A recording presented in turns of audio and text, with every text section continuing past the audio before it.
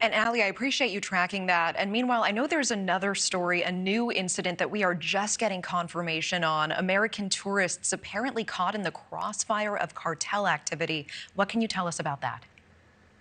Yeah, you're exactly right. Obviously, Governor Abbott trying to secure the border, saying that the federal government isn't doing that. But we're seeing the cartel activity really ramping up on the Mexico side. So this is in the same area, Natasha, where we saw those 4 Americans kidnapped back in March, where 2 of them were killed. Now, this is in Tamaulipas, and CBP, Customs and Border Protection, confirming to us that 7 individuals were injured in a shooting that was reportedly between cartel rivals, between cartel gangs there.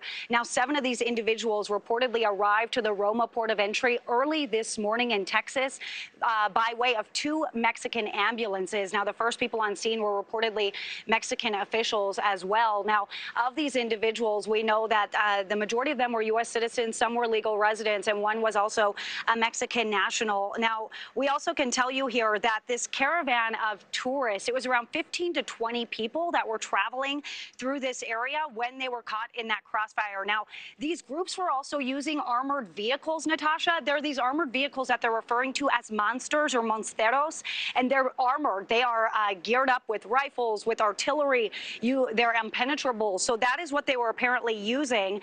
And this area of Miguel Alemán, and these tourists were apparently collateral damage in this incident. Now, the U.S. State Department did say to us that we are aware of reports of a recent incident in which several U.S. citizens were injured. Now, people there were saying that everybody knows that you do not travel there, Natasha, in these late night hours or these early morning hours, which, of course, is when this incident occurred. Okay, we appreciate those confirmed details. Ali Bradley with that live report. Thank you so much. Thank you for watching. Go to newsnationnow.com to find News Nation on your television provider. And don't forget to click the red subscribe button below to get more of News Nation's fact-driven, unbiased coverage.